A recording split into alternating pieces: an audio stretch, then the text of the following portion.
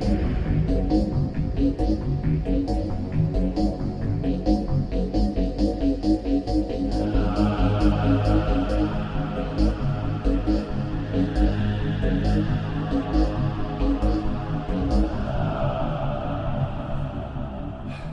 we are. Yep. Once again, it's still cold. It is February 24th, and this is Animals in Horror. This is actually the second one of these we did. The first one we did was back in November of 2019. So it's time to revisit some scary creatures. And if you've never listened to the show before, then this will be your introduction to some scary creatures. This is the Scarydad Podcast, and it is episode 172. First, the old business. All right. On this date, 1945, happy birthday to Barry Bostwick.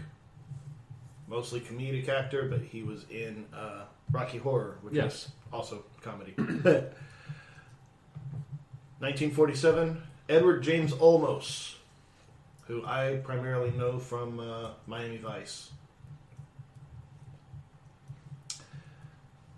1962, happy birthday to porn star Terry Weigel, who was in Innocent Blood and Predator 2. That was her attempt to go legit. Yeah, that's where I know. That's where I know the name from. not everybody can be Jenna Jameson or Tracy Lords. She was in a clown movie also, but I won't talk about that one. And 1966, the Phantom himself, Mr. Billy Zane. He's such a cool dude, man. Did you ever see that the movies that made us for Dirty Dancing? No. So my wife wanted to watch that, and it was really pretty interesting in that Jennifer Grey and Patrick Swayze did not get along. They didn't like each other, and she was chosen. She was first cast for that movie, and they were looking for a leading man. And Patrick Swayze, they didn't even realize he could dance, but she'd been with Patrick Swayze in Red Dawn, and she didn't like him. And so they were strongly considering casting Billy Zane, and there's actually footage of Billy Zane cutting lines and dancing and stuff. It's one of those things, and where it just looks weird. It would have made it such a different movie. It's one of those potential castings, like we've talked about before, that it would have been a much different movie. Yeah, it's so strange. But it's one of those. It's just like puts you in a weird, bizarro world. It's crazy. But he's a cool dude, man. All right, notable deaths on this date in 1967. We lost Mr. Franz Waxman, who was a composer for lots of Universal horror films. Yes. Most notably, The Bride of Frankenstein. 1998, we lost Milton Patrick. She is the makeup artist or the creature designer for the Gill Man from Creature from the Black Lagoon. She's the one that actually designed the mask. It was Bud Westmore that took credit for it, so he got all of the accolades for the Gill Man look, but it was Milton Patrick that created it.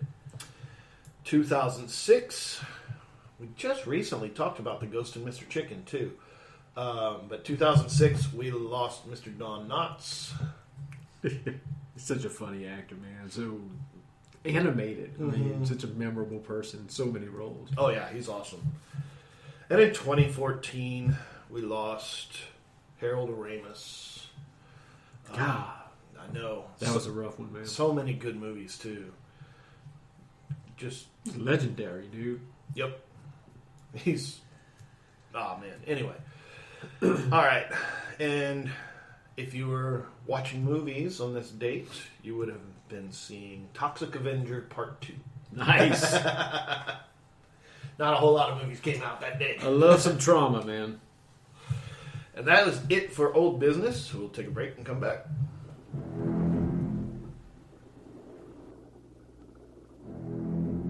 When the movie Jaws first opened, it created a sensation. And shark sightings increased by the thousands in all the vast and unknown depths of the ocean. How could there have been only one?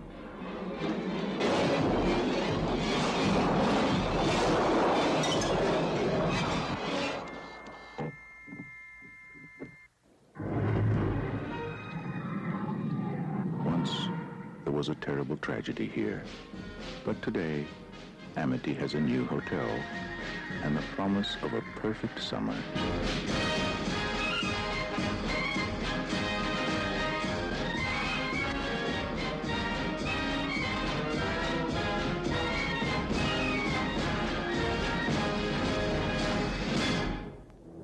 Now, just when you thought it was safe to go back in the water, the legend continues.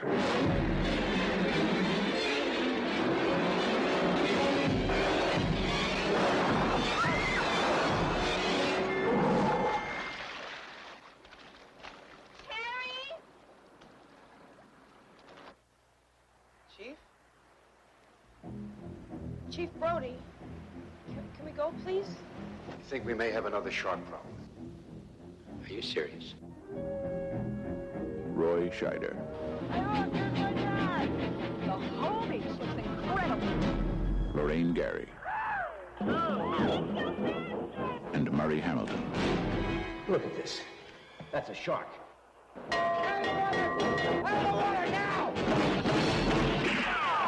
Look, Brody, you started a panic on a public beach.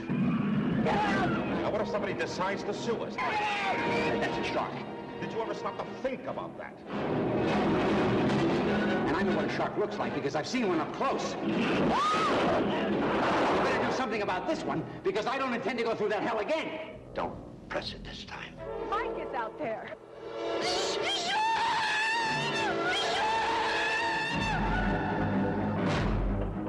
Over there! Oh, God, Eddie, swim!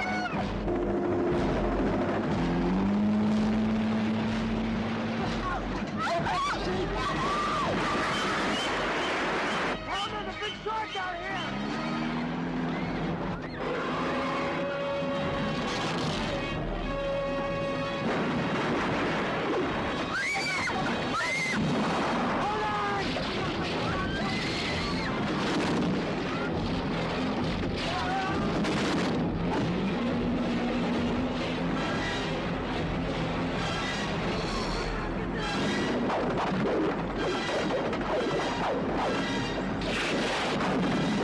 All I know is a boy is dead and my son and husband is still out there. Get me out!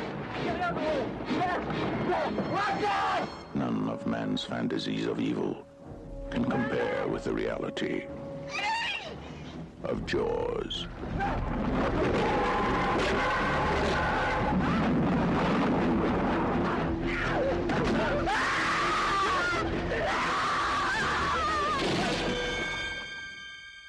The all-new Jaws 2. See it before you go back in the water.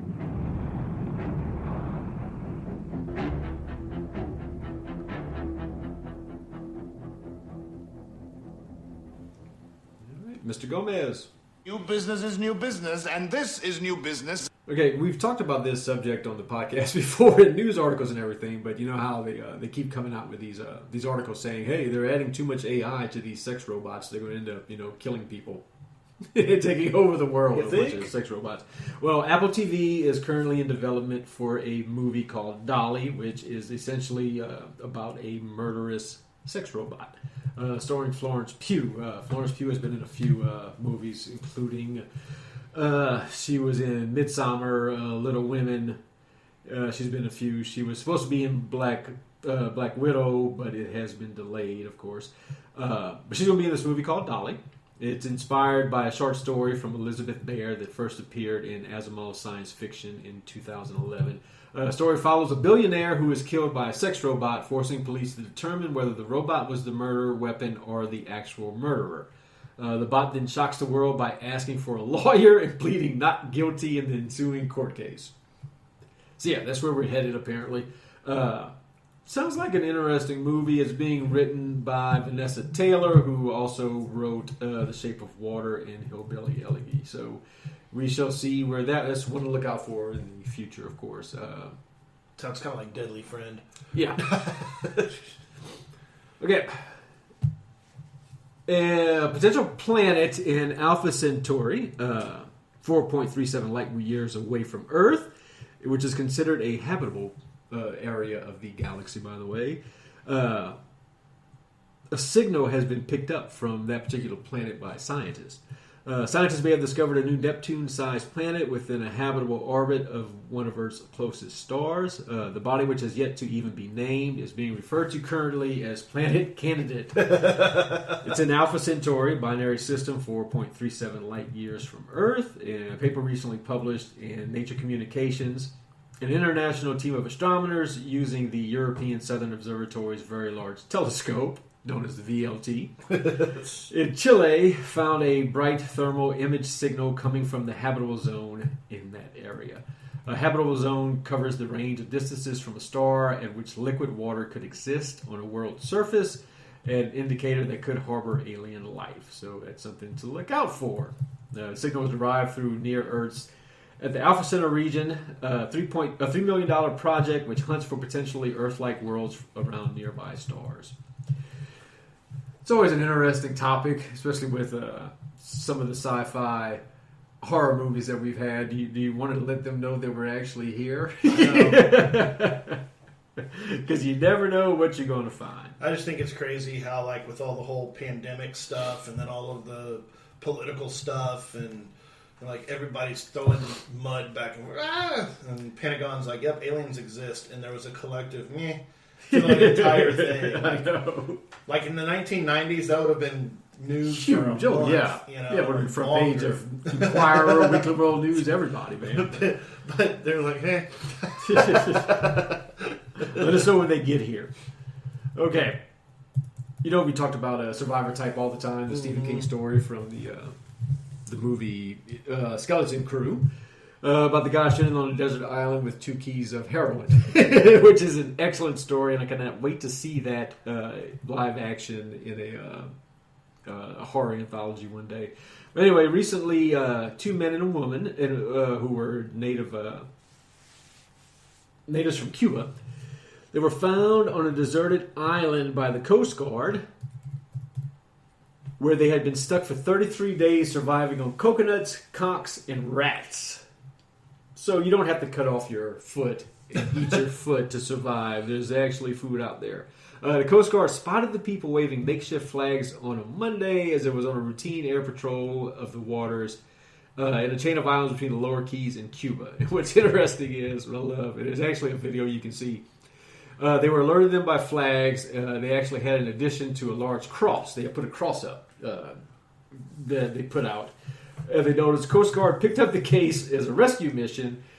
They returned later, not to pick them up, but to drop food, food and a radio to them, because they had to delay the actual rescue for 24 hours due to bad weather. Now, could you imagine you're sitting there and you see the Coast Guard, you're saved, and then they come and just dump a box on the beach and then leave again, and you're like, what the hell?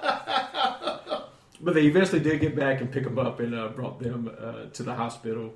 They were being treated for dehydration, fatigue, and they really needed fresh water because there was a lack of fresh water on the island. But yeah, just the video shows, there's a video, and I clicked it, and it was just some Coast Guard guys pushing a box out the back of a helicopter and then taking off. Were there people on the beach? Yeah, they were on the beach waiting out. There was a radio in the box to where they could communicate, and they were able to say, hey, we'll be back. But initially, you're like, what the hell, man? You seriously just going to drop at least a rope, a ladder, or something to get us off the island? But it all ended well. Like I said, they were rescued and brought to the hospital and treated. And finally, let's go to Florida. This is just a cute little story that I thought was neat. Florida man 23 was arrested following what he termed a civil rights protest. Now, what entailed the civil rights protest?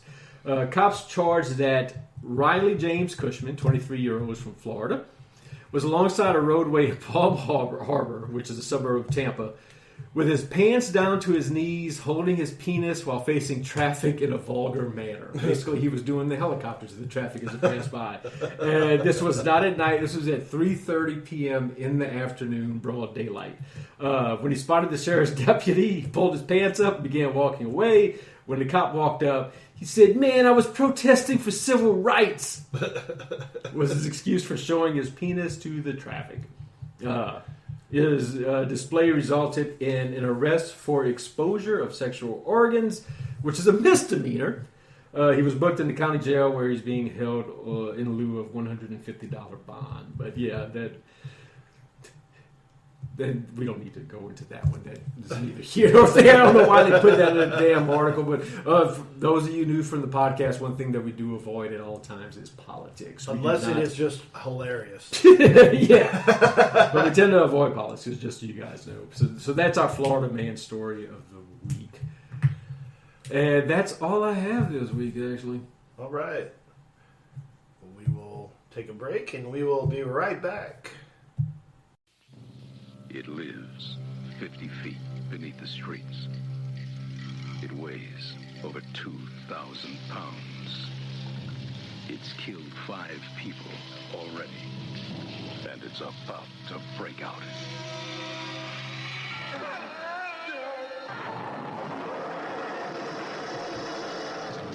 Alligator, rated R. Starts Friday at theaters and drive-ins throughout Sacramento, Stockton, and Modesto. Okay, so, I always just called them animal horror movies and stuff, but apparently the official term for this subgenre of horror is natural horror. Mm-hmm. Features natural forces, typically in the form of animals or plants that pose a threat to human characters. I did not know that. But now that I do, I'm going to start using natural horror as a topic. We might have to jump on a forum with a question about natural horror. Killer animal movies have existed on film ever since the release of The Lost World back in 1925. Probably the biggest animal movie that really, really kicked off the trend would have to be Alfred Hitchcock's The Birds. When that movie came out, to this day, that movie holds up so well. It is. It does. It's really good. If you've never seen The Birds by Alfred Hitchcock, it is worth a watch. And then the next thing you know, in 1975, Steven Spielberg blew the world away with the movie Jaws about a killer shark. Some of you may or may not have seen that, but it's a little obscure. with the success of Jaws, and it just kind of blew the door open on these natural horror movies, which there were a lot of them. Mm-hmm. There's still a lot of them. What I would call a metric shit ton. It's a very popular theme.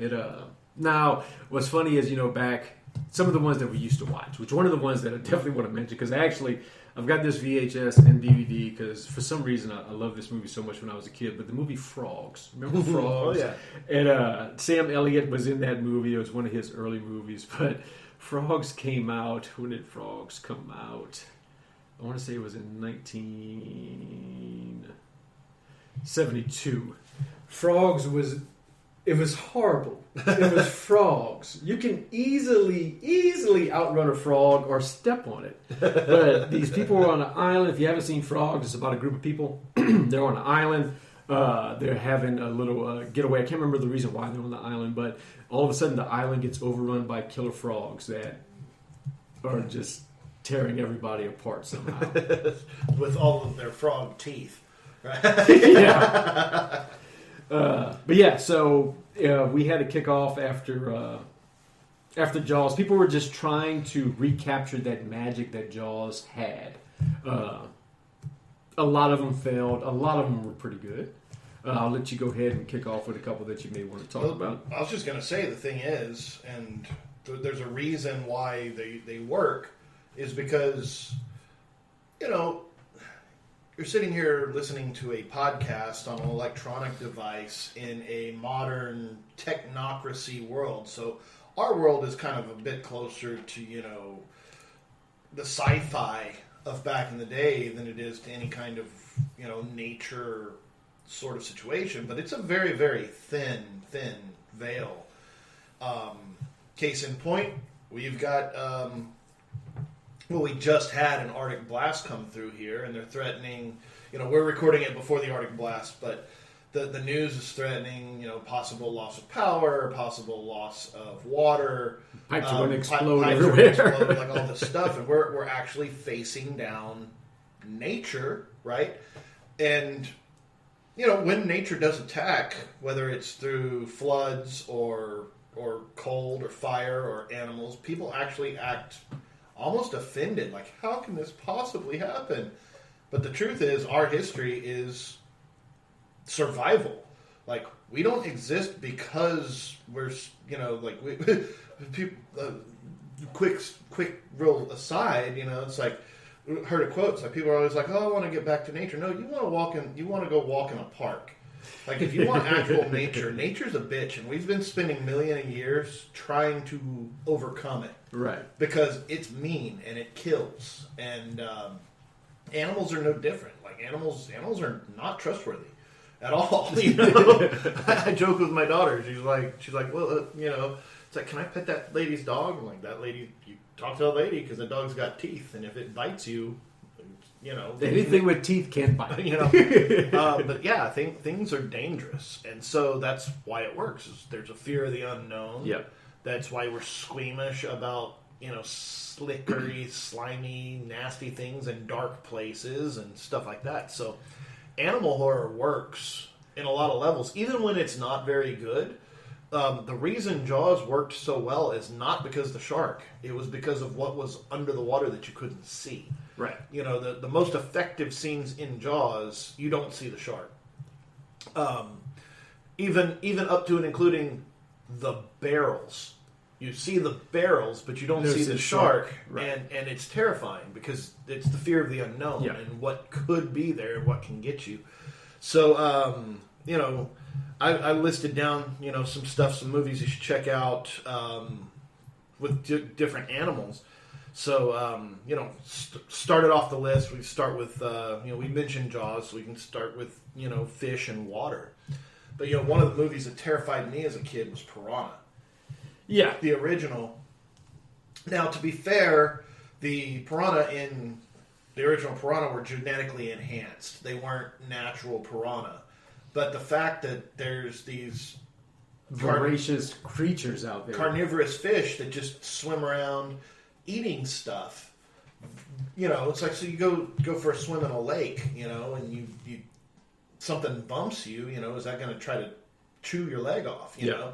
And that movie, and especially like with Piranha, where it was like it would get you, it's like little bite, bite, bite, and then they would swarm, and there's no way you can beat them all. Yeah.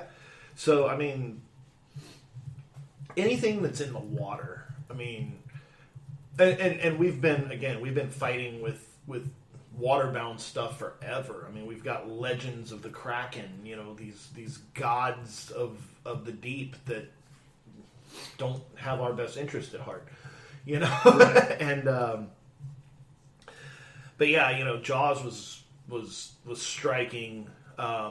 Jaws 2 is an excellent film, You even laugh because it's not as good as the first one, but what could ever... they've been striving with... They've thrown hundreds of millions of dollars at the ticket-buying public trying to match the magic that was Jaws, and they failed every time. Right. Now... The best they've ever gotten was pretty damn good, but was not Jaws. And that's what I was going to say. They had stupid movies. I remember there was one...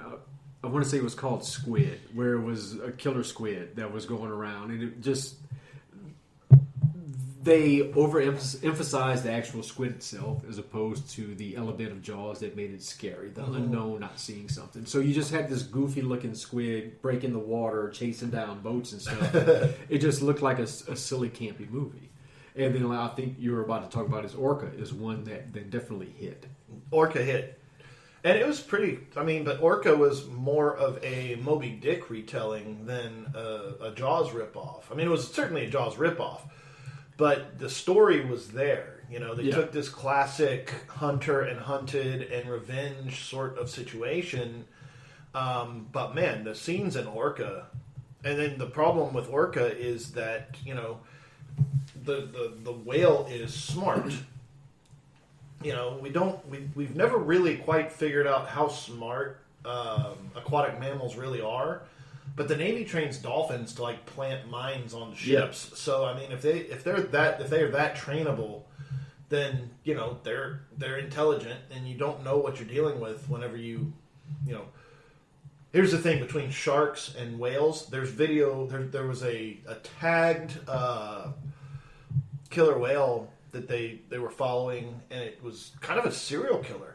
It was hunting down great whites and tearing out their liver and leaving the rest of the shark to sink because it just developed a taste for shark liver, and would just go and like just rip these big great whites apart.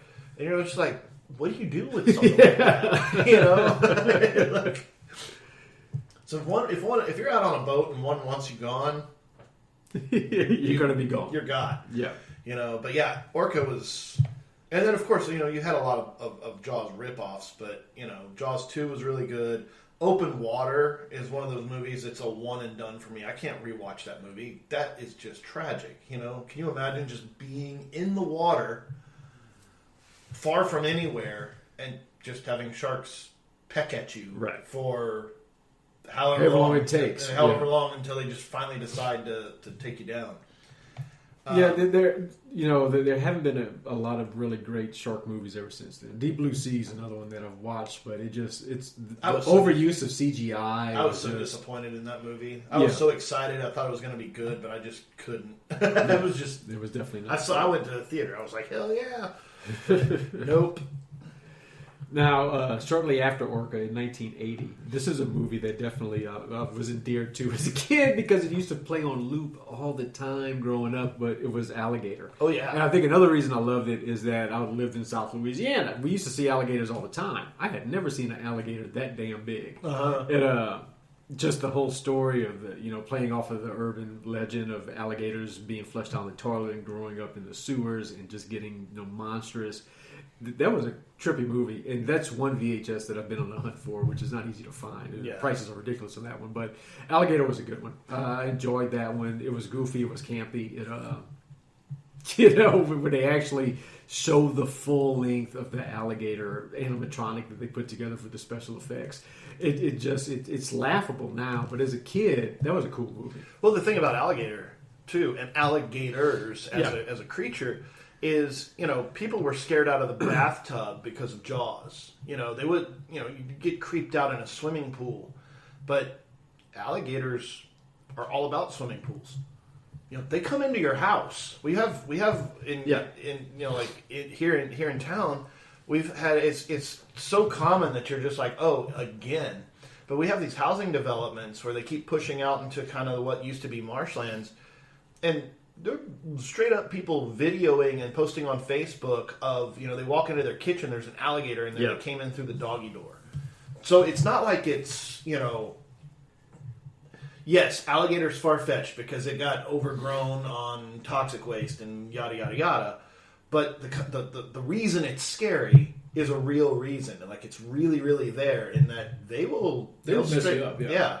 I mean, a couple of years ago, dude, I felt bad. Everybody felt bad. But that little kid that got eaten by an alligator at Disney World. Yeah. And then, the following year, we went to Disney World, and, all of the beaches on the lakes and stuff were fenced off with big signs that were don't go near the water. Right. Because, who thinks you're going to go to the Magic Kingdom and have your kid eaten by an alligator? I mean, for real. Right. Well, growing up fishing and crabbing and everything, we used to see them all the time. And it was just a matter of once you see it, you just kept an eye on it. You always had one eye looking this way, but in your peripheral, you made sure that you saw where that alligator was. Yeah. Because they're quiet, they're sneaky. I remember that we were cast netting for shrimp one time, and me and my neighbor had dropped off our kids to go crabbing on this little weir while we went a good ways away. And they were down there with the turkey necks and everything, catching crabs. And they had been there for a good hour and a half, and we went over to check on them, and I went ahead and threw the turkey leg out. All of a sudden, that alligator had been under that weir the whole time. It jumped out after it. And I was thinking to myself, one of those kids would have fell in the water. Or tried to go swimming or something. That would have been their ass, dude. It would not have turned out well, that's for sure.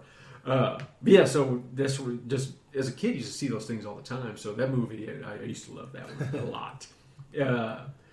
And going from, and now ever since then, they've tried to recreate the magic, of course. And I probably the most popular one would be Lake Placid, which is another one that was cool and everything, but it was no one that was over CGI for the most part. They did have at the end where they actually had the alligator animatronic stuck in the helicopter and stuff.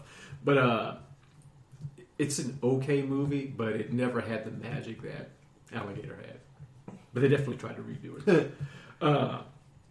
You want to move on to another breed? Sure. Okay, we're going to move on to canines, which, of course, the daddy of them all is Cujo, 1983, Stephen King. That movie scared the shit out of me. That movie gave me a fear of dogs as a kid, man. Totally. I mean, well, and Cujo wouldn't go down. Like, he was too big and too strong and too crazy that, I mean, he was shot and he was beaten and he was stabbed and, like, he was not, I mean, a St. Bernard's a big, tough creature to begin with. And, there's a reason why they're rescue dogs, because they're survivors. Yeah, they're tough. But yeah, and then back then too, rabies was quite a bit more common. It's like you think about like Old Yeller, and there was even a episode of Lassie where like the neighbor kid's dog got rabies and they ended up having to put it down. And so my dad told me the story, like whenever he was in college or right out of college, he and his buddy would go hunting. And they had this little lease that they'd go up to, and the guy had pretty much closed it off to hunting, but he would let my dad and his friend go because they were just two guys, so they weren't like over harvesting or whatever. And so my dad's friend's name was Dennis, so Dad and Dennis are sitting there around campfire, cleaning their rifles, getting ready for the next morning. They're going to go shoot, they're going to go hunt. They got a tent, they got their truck sitting over there. And all of a sudden, they hear a growl, and they look up, and just on the edge of the firelight, there's a dog, and it's growling at them. So they're like, okay, what are we going to do here? They thought it was like a coyote or a wolf. So one or the other of them shot the dog. And when they did, all these other dogs came out of the darkness, and they were surrounded by a pack of ferals. And just sat there. They were between them and the truck, and they just sat there popping dogs for like 10 or 15 minutes. I think they ended up killing like 6 dogs before the other ones finally realized that they were getting killed and ran away. So they got back to the truck, and they drove into town, stayed at a hotel, and then the next day they went back, and like they brought the landowner with them, knocked on the door. And they went out there, and there's these dogs, but they all had collars, but all of the collars were like worn and like threadbare, and like oh yeah, these dogs had just gone feral. They were just ranch dogs or whatever that just got out and never came back and ended up packing up. Right. But the problem with feral dogs, they're not scared of humans. So they're out there. It was cold. They were hungry, and they were if they weren't armed, they probably would have gotten hurt real bad or killed. Right. It would have ended well for sure. Yeah. So pretty freaking scary, man. whether or not you are pro hunting or anti hunting, if you are in the woods in Texas and you're not armed, you're pretty much dumb. Yeah, because you never know what's going to pop out. Between feral hogs and feral dogs, you just never know. Right. Now another, I guess you could call nature horror trope would be spiders. And, I was actually watching this one the other day, Kingdom of the Spiders. It came on one of those UHF channels on at home. And it starred William Shatner. Nice. I don't know if you've ever seen Kingdom of the Spiders, but it was horrible. But one spider movie that to me... Was he especially scared of the spiders? Like more scared than any normal person would be? No, he wasn't actually. He was a tough sheriff of town and stuff. So it was just really, really odd movie. But Arachnophobia is one of the most effective nature films that I've ever seen. It still holds up so well to this day. There is zero CGI. There, practical effects, but also a lot of spiders that they effectively work with. it's such a good movie, man. I remember when that movie came out, and they were showing, like, they got certain ones. Like, there's a certain kind of tarantula that can flatten its body completely, like, gets under rocks and sleeps. And so there's a scene in Arachnophobia where you see a boot come down and, like, squish the spider. Yeah. And then he walks on, and then the it's just spider, sticky like, stuff. well, no, he pops up and keeps yeah. moving. And that was a real spider.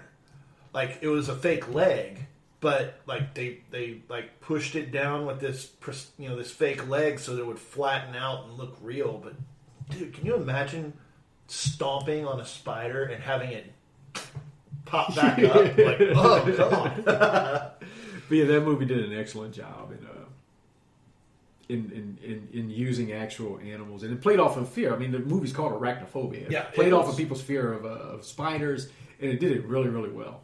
Yeah. Well, too, it's like the speed with which they killed. Like, they're making popcorn, and then, like, 20 minutes later, they're sitting there dead in front of the TV with a bowl full of popcorn. Like, it's not like they got bit and they're in the hospital for a week. It's like cyanide. And the spiders were so aggressive. They it was, where are you going to go? It reminded me, it was similar to the movie Slither with the slugs, the way those slugs would move and swarm and everything. Just the spiders in there were just so cool. It's a very, very well done nature film. And what's weird is you would think that this other type of small insect-like creature would be effective as well, but there's never really been a really good killer bee movie. 74 they had that movie Killer Bees, which I remember when I was a kid watching that one. But it people are trying to run to their cars, and the bees are coming in through the air conditioning vents and everything. But there's never been as effective of a killer bee movie, and you would think that wouldn't be that difficult to do because people are scared of bees, especially with remember at the height of the killer bee, mania that was going on several years ago. You would think that'd be a more effective movie. Yeah. Well, like whenever Jaws came out, people went on an active shark killing mission. Yeah. So maybe they don't want people out there trying to kill bees. Trying to kill all the bees, right? All right, moving on. Okay, we already talked about Cujo. There haven't been a whole lot of... this is one that I actually rewatched Ben the other day, which, of course, Ben is the sequel to Willard. Ben is a rat that has a rat army. And whenever he finds someone that he loves and feels connected with, he protects that person, and he doesn't want that relationship to end. Willard and Ben, in my opinion, don't get enough credit as they should. They're weird movies. A lot of people don't. There was the remake with Crispin Glover back in 2003 that really fell flat. But if you watch the original Willard and then Ben and just the storyline behind it, those are some cool movies. Oh yeah. That's one of those things. Like Rats is one of those. Like I don't really dig Willard and Ben. I saw them when I was a kid, but I just get squeamish around rats. Rats are just like, I don't like rats. And of course, another one of the big ones that has come out is one of the more recent ones that was surprisingly successful. I know a lot of people that actually are they love this movie. Is Anaconda? Yeah, that's dumb. I did not like Anaconda. Absolutely horrible CGI. The acting was shit. John Voight doing that Spanish accent was terrible. And I love John Voight. He's a great actor. You know what's scarier than Anaconda is the snake scene in Road Trip with Tom Green. Yeah. Tom Green, where he's like trying to feed him the rat, and he's like putting the rat in his mouth. Come on, and the snake finally wakes up and like bites the rat, and when he bites the rat, it bites his hand, and he like freaks out. That had more of a jump scare feeling, like snake, than Anaconda in the whole damn movie. Like, Anaconda was just terrible. That was a miserable movie. It was. It spawned 3 sequels. Well, effective. Snakes. The Raiders of the Lost Ark did it really well. I mean, pit vipers and cobras and stuff. I mean, that's Raiders of the Lost Ark also did a really good job with spiders. Whenever in that opening scene, whenever Dr. Octopus gets the spiders on it, or Indy gets the spiders on his back, Dr. Octopus has to knock them off and stuff. It's Alfred Molina. But yeah, you know, Indiana Jones had some really good natural horror in there with the spiders and the snakes. Yeah. And then, you know, in part 2, whenever they cut the big snake open and all the little snakes slither out at dinner. There's been several movies that have used snakes effectively, but Anaconda definitely is not one of them. No. That movie was just shit, man. I've watched it more than once just to give it a chance, but it's a horrible, horrible movie. So you want to hear something scary as hell? It's not movie related, but it is with snakes. So I read this thing a while back, and apparently it's true. I don't understand how, like, I guess the snakes would eventually get down. But apparently, I don't know if it was in Vietnam or like Cambodia or something, the villagers, the VC or whatever, they would catch these like pit vipers, these really, really bad snakes, and they'd hang them by their tails from trees where their heads hanging at around head level. And whenever you'd walk through the bushes and the vines, because they were all, you know, obviously they're stressed because they're hanging upside down, but you know, they'd be coiling around trying to do their thing, and you'd just be walking through, and all of a sudden, just like in a bunch of snakes, like that's one of their traps that they I've heard of like, oh my god, dude. Like, oh shit. I've heard of drug dealers using rattlesnakes in that way, where they drill a hole in the rattle in the tail where they can tie them down and keep them in certain areas to keep people away from the property and stuff. Yeah, snakes are scary. My mom was deathly afraid of snakes because she would tell me how when they were kids, just walking through the woods and stuff, they're bull snakes. I learned a lot about snakes when I was growing up because my mom was so afraid of them. I was fascinated by snakes. They'd be in the trees, and these snakes would get like 6-7 foot long and thick. They were real thick snakes, but they were very docile.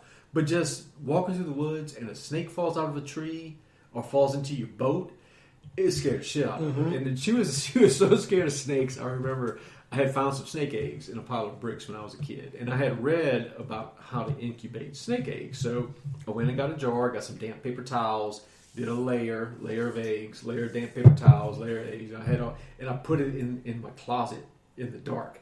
Dude, when she found that shit, she threw it. She just chunked it out of the house and beat my ass, dude. It was crazy. But yeah, she. I would, dude. I can't abide a snake, bro. So you would think with people being that deathly afraid of snakes, they could have done a better job with Anaconda to make it more effective. But it was a comedy, dude. It was just terrible. The one movie that I definitely want to bring up, and I've talked about it on the podcast before, and I absolutely love this movie because to me, they effectively made a seemingly docile and simple creature into a fucking nightmare. Was Black Sheep, the New Zealand, not the one with Chris Farley, but Black Sheep, the New Zealand independent film about killer sheep. That movie's awesome, dude. They just did such a good job using actual sheep and just doing something simple like painting their faces red with blood and having them run across a field. That's a really, really cool movie. You seen those pictures of like whenever they feed like the white bunnies strawberries and stuff, and like their mouths all red? Like that's pretty effective because they still look kind of scary. But yeah, and just because sheep herd, so you could put you can have 100 sheep running across the field with human limbs stuck to their mouth and stuff, and it's trippy the way they did that film. Man, that was a really good movie. It was more of a horror comedy because it has some funny stuff, and then of course it ends with a were sheep, which is pretty awesome. But yeah, that's one movie that one of the more recent natural horrors that I really, really enjoy, man. Hell yeah. Well, of course, you don't need to have any real introduction to why lions are scary. Yes. But you remember that movie, The Ghost in the Darkness, where they're in Africa and the lions are attacking the villagers. Like they're trying to build the train, and the lions are attacking the villagers, so they hire the hunters to come out and kill the lions. Yeah. That was a true story, bro. Okay. And like the movie really doesn't even do the story justice because the movie has like several kills, but in real life, like this lion had been, well, there was a pair of them, but it was like he was mangy or he was diseased or something, and he got kicked out of his pride, and he like couldn't hunt, but people were easy pickings. So even decimated lion is, but they were named the Ghost in the Darkness. There was 2 of them, and they were both this psychotic lions that just attacked everybody. Wow, dude. And but I mean, it wasn't like they were like Jaws, where it was just like I'm killing everybody. It was like they were hunting, like they'd come in the night to pull people out of their tents and stuff. And I read a long time ago that they were, and this was not a long time ago. This was like modern times. It was like maybe 8 or 10 years ago that they had a big problem with Black Panthers in Mumbai, formerly Bombay. Yeah. Whereas like they don't have air conditioner or whatever, so they sleep with their windows. You gotta open. have windows open, yeah. And these panthers would just crawl into apartments and steal children and like drag people out and kill them. Right. Well, my former mentor in the oil and gas industry, Ed, he lived in Zimbabwe. Rest in peace. He lived in Zimbabwe for about 1.5 years, and he would tell me stories, dude. It was, we see him in zoos out here, but they're right on the edge of the jungle in Zimbabwe. Yeah. And I remember he called me one time. He was like, "Dude, you got to hear this one." There was a guy and a woman that were having sex outside, and fucking lion came up from behind and snatched the dude and hauled him into the jungle, and they never saw him again. Wow. Yeah. Could you imagine that happening? Wow. And you were talking about in Bombay, reading articles ever since the pandemic started, is that because there's no travel and tourism and stuff, there's all these villages where monkeys reign supreme, and they were so used to tourists feeding them and stuff, their food supply is gone. So they've been attacking people and breaking into houses and just... It's a horror movie in the making. Just wrecking shop. Wrecking shop, dude. People can't go outside without fear of being attacked by monkeys and having all your groceries taken away from them. It's crazy, dude. Because monkeys, think about the chimpanzee horror stories you've heard. They're badass, dude. Oh yeah, they're not friendly. Like no, they can be vicious. They got big teeth. Well, and they've gone apeshit. Like they're the kind of creature that they're nice until they don't want to be nice anymore, but they don't have a conscience. Right. So they don't think like, oh, if I rip this dude's arm off, we're not going to go for a walk tomorrow. He's just like goes crazy, and there's no future thought. Like, oh, okay, he's just like, oh, well, you pissed me off, so I'm going to kill you now. Right.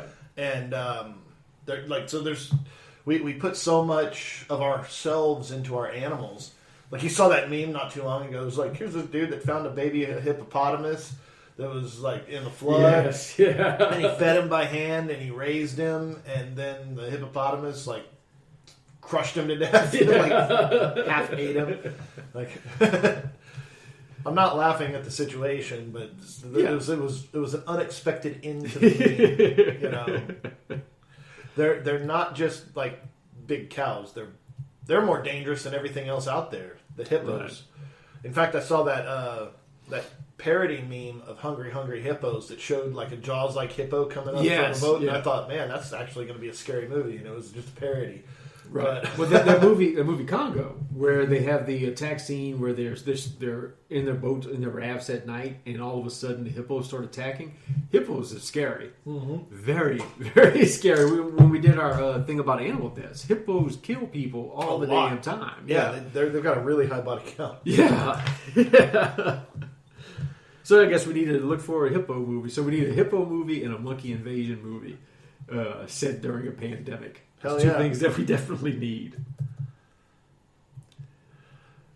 Honorable mention to cockroaches and Creepshow. That is still one of the most like cockroaches are nasty, but you see a cockroach, and unless you're just unless you're more, if you're more than just a little bit like cockroach, you get a shoe and you smack a cockroach. It's not that big of a deal. But whenever they erupt from inside of you, that's scary. Yeah. Like, it's not cool. Well, it's another one playing on people's fears. I mean, there are people that are definitely afraid of cockroaches. That's one that definitely played off of fears. Just want to mention also, I want to say it was the first issue of Plop comic book. You're familiar with Plop? Mm-hmm. Bernie Wrightson wrote for that one. And I think it was in the first issue. He had a story where just asshole millionaire has a chef that works for him. And for some reason, this asshole millionaire absolutely loves frog legs. So he's demanding frog legs like all the time. And he treats his chef like shit. And this goes on for, a long time. This man is working. Finally, the chef gets tired of having to put up with his boss. And what his boss doesn't know is while he's been eating the frog legs, the chef has been able to maintain the life of all these legless frogs that only have their frog legs, and he unleashes them Willard style to his boss. I remember that story. You have all these frogs dragging themselves over to kill this guy. That was such an awesome story about Bernie. Artwork was awesome. Yeah, it was a great one. But yeah, there's lots more that we haven't talked about that, aren't necessarily, definitely don't fall into the realm of our favorites. There's been other movies about felines, movies about grizzly bears, a movie called Blood Monkey from 2007 that I've never seen. It's apparently about primates. Graveyard Shift is another one, but wasn't Graveyard Shift really big rats? Mm-hmm. That's kind of one of the reasons why I didn't. I was trying to keep this more realistic size creatures, even though I did bring up Alligator, which is it's not a horror film, or it's not listed as a horror film, but that movie Revenant, the attack of the bear on Leonardo DiCaprio. Yeah. That is just brutal. And you're watching this film, you're watching this scene, and like every time, like there are multiple times within the scene where you're like, okay, that's enough. The bear has got to give up, but the bear doesn't give up. He just keeps coming back, and it's just like, oh my god, like bear's not just brutal. And I was never really scared of bears, and like I don't sit around being scared of most of this stuff, It's like, but you would put a bear in a movie, I'd be like, oh, it's a bear. Like they're dangerous, Like I'm not being like, oh, whatever. But when we did our Sharks versus Bears episode a while back, and like it's like sharks are like in the little league compared to bears as far as body count every year. So like, bears are just ruthless, man. Oh yeah, and so I got like a lot more respect for them now. We also didn't talk too much about other nature things from nature. Okay, so plants. Plants is one that we haven't talked about. Two plant movies that I definitely want to bring up is one is Attack of the Killer Tomatoes, which as a kid, I still love that movie. Mm-hmm. That's one we were talking about in our remake episode that would make a cool-ass remake because that's such a fun movie, dude. The second one also is just a great movie. That's where the George Clooney makes an early appearance in Attack of the Killer Tomatoes too. And the other one is The Ruins. Have you ever watched The Ruins? I've heard it was awesome. I haven't seen it. The Ruins, in my opinion, is a very, very underrated horror movie. But it's these killer vines that can somehow that are able to enter your body without you realizing it, and they just fuck with your head so bad. It's a good movie. The Ruins. It drives you just crazy. And they eat people. That's a good movie. The Ruins is definitely a good one. But that's what I got for today. All right. Well, if we missed anything, if you have a favorite creature feature, let us know. As always, you can hit us up on Scarydad's forum, Scarydad's Haunted Forum on Facebook. That's where most of the action happens. That's where we do the quote of the day and our happy birthdays and quote, our friends post pictures and, most of it's scary, some of it's funny, and that's where we're at pretty much all day, every day. Obviously, like and follow the Instagram page, the Facebook page. If you're into Twitter, go ahead and like that one too. There's not a whole lot over there because that's like the cesspool of the internet. I freaking hate Twitter. But yeah, if you're into that sort of thing, join the conversation. Hit us up. Tell us what you like, what you don't like, and if you want to be on the show, let us know, and we'll bring you on. And until then, keep it scary. Later.